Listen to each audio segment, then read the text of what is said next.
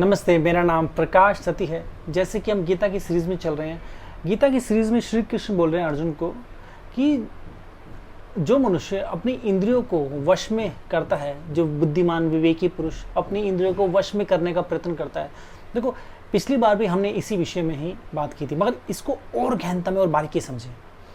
जो मनुष्य, जो विवेकी मनुष्य, बुद्धिमान मनुष्य की बात हो रही है यहाँ पर, जो अपनी इंद्रियों को वश में करके चल रहा है, उस पे तक क्या है, इन जो इंद्रियां हैं वो हावी हो जाती हैं। हमारी इंद्रियां हावी हो जाती है का मतलब क्या है? जो हमारी आंखें हैं, हमारी जुबान है, टेस्ट, ठीक है, हम जो स्पर्श करने की क्षमता है, ये हमारी इंद्रियां, जिस भी इंद्रियों से हम, जैसे हम सूंघते हैं, हमें खुशबू आई, खाने का टेस्ट, हाँ खाना है, कुछ भी चीज़, तो आँखों से देखते हैं और कुछ भी देखते हैं, हाँ लगता है वो चाहिए, वहाँ भागो उस तरफ।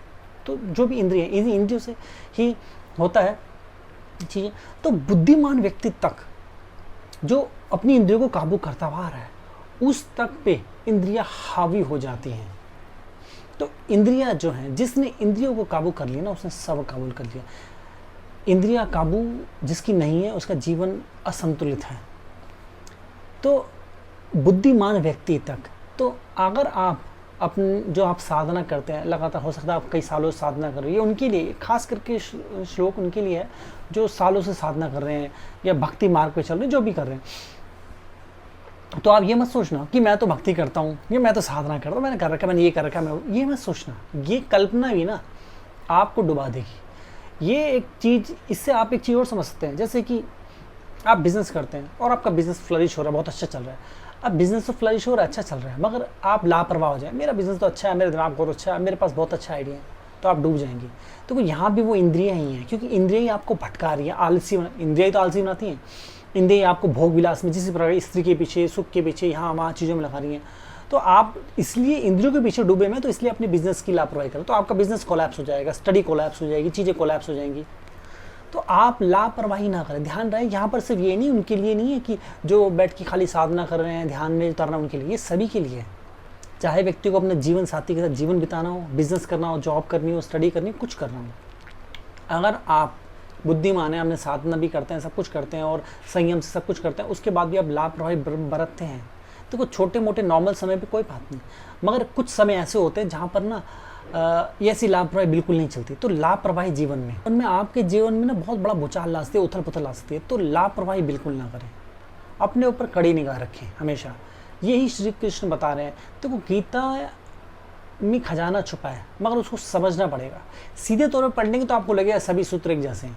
अब मैं एक एक इसलिए नहीं बताता कि लोगों में इतना पेशेंस और सब्र नहीं है, इसलिए मैं मल्टीपल श्लोक को जो मिलते जुलते से उनको एक साथ रख के बता देता हूँ। क्योंकि इतना सब्र होता तो फिर पत्नी, फिर तो मुझे शायद बताने की जरूरत नहीं पड़ती, खुद ही पढ़ लेते। तो इतना सब्र है नहीं, इतना पेशेंस है। वो चाहते चुटकी बजाय काम हो जाए, तो चुटकी बजाय काम चाहते तो ये श्लोक मैं आपके लिए लेके आया हूँ। ठीक है, ये श्लोक 60 श्लोक है, दूसरे अध्याय का 7वां श्लोक है, 60वां श्लोक। तो दूसरे अध्याय के 60वें श्लोक में श्री कृष्ण अर्जुन को बोल रहे हैं। तो श्री कृष्ण अर्जुन को यही बोल रहे हैं कि तुम भी अपना जो तुम्हारा जो राजपाट जो भी है, वो यही बता रहे हैं। तो आपका संसारिक जो जीवन है वो, या आप साधना करते हैं वो, उसमें किसी प्रकार की लापरवाही बिल्कुल नहीं, क्योंकि इंद्रियां बहुत शक्तिशाली होती हैं। ठीक है, वो हम पे कब काबू कर लेती हैं हमें नहीं पता लगता। इन इंद्रियों के बिना हम जीवन नहीं जी सकते, इन इंद्रियों के बिना जीवन जीना संभव नहीं है, मगर इनको संतुलित रखना ही सबसे महत्वपूर्ण है। और जो व्यक्ति इनको संतुलित कर ले, वो व्यक्ति ही शूरवीर है संसार में। उससे शूरवीर कोई नहीं। जिसने अपने आप को साध लिया, उसने संसार साध लिया, बाकी सब व्यर्थ। क्योंकि सब कुछ हमसे शुरू के हम में अंत है। तो आपने स्वयं को नहीं साधा, तो फिर आप कुछ साधने की कोशिश करते रहें, कुछ नहीं साधेगा। जो भी है सब खोखला है। जिसने स्वयं को साध लिया, पूरा संसार सध गया। ये है, जिसने स्वयं को संतुलित कर लिया, पूरा संसार संतुलित हो गया उसके लिए, वो संसार का विजेता हो गया। ये यहाँ बता रहे हैं। तो इसका ध्यान रहे, मैंने जो बोला आपको लगे हाँ सीधी सी बातें समझ आ गई। सीधी बात कभी समझ नहीं आती। अच्छे विचार, मार्गदर्शन की जो बातें हैं, ज्ञान की जो बातें हैं, उसको जितनी बार सुनो, 10 बार सुनो, 20 बार सुनो, 100 बार सुनो, लगातार सुनो, बार बार सुनते जाओ। 1 बार, 2 बार, 3 बार, बार बार, बार बार, बार बार, वो दिमाग में इतनी गहरी बैठ जाएगी, आपके गहरे में इतनी चली जाएगी कि ऑटोमेटिकली आप क्या करेंगे, आप अवेकन हो जाएंगे। ये बहुत महत्वपूर्ण है।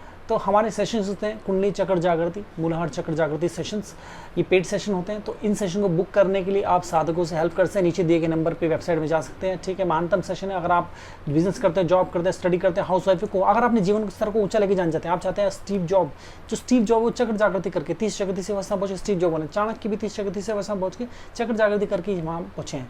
प्रकाश सती, मैं भी स्वयं चक्र जागृति करके इस अवस्था में पहुंचा। तो आप भी अपने जीवन स्तर को उतने ऊपर ले आना चाहते हैं, हायर स्टेट में ले आना चाहते हैं, वो सूक्ष्म दृष्टि आता है कि जीवन बेहतर हर प्रकार से, मतलब संसारिक तौर पे हायर स्टेट में जाए और भौतिक तौर पे भी, दोनों प्रकार से आप सफल हो, पूर्ण सफलता की बात करें तो चक्र जागृति, मूलाधार चक्र जागृति सेशन लें, इससे आपका जीवन टोटली रूपांतरित हो जाएगा। इसके अलावा माइंड पावर सेशन है, इसके अलावा जन्म कुंडली सेशन, जन्म कुंडली सेशन में बता रखा है कि पूरा माइंड खोल के सामने रहता हूँ। 99% व्यक्ति क्यों फेल होते हैं, 99% बाकी व्यक्ति फेल हो जाता है, बहुत बड़ी बात है, वो क्यों फेल हो रहा है।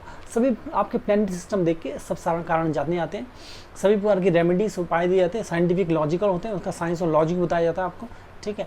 ये बहुत महत्वपूर्ण है। इसके अलावा हमारी बुक है फ्यूचरिस्टिक, कितना महानतम बुक है, एक विश्व की इकलौती बुक, इसमें भाग्य कर्म के बारे में सब बता रखा है, बहुत, जिसने जान लिया उसने सब जान लिया समझो एक तरीके से, ठीक है। कुंडली शक्ति के बारे में, प्रकृति के बारे में, ह्यूमन स्टेट, ह्यूमन माइंड के बारे में, और बहुत कुछ है इसके अंदर, लिमिटलेस चीज़ें हैं। खजाना 21 साल की साधना के बाद लिखी जब मैं एनलाइटनिंग हुआ था, तो गलती से भी गलती ना करें चुकने की, ये विश्व की इकलौती बुक है। तो अपना ध्यान रखिए। आज के लिए इतना, नमस्ते।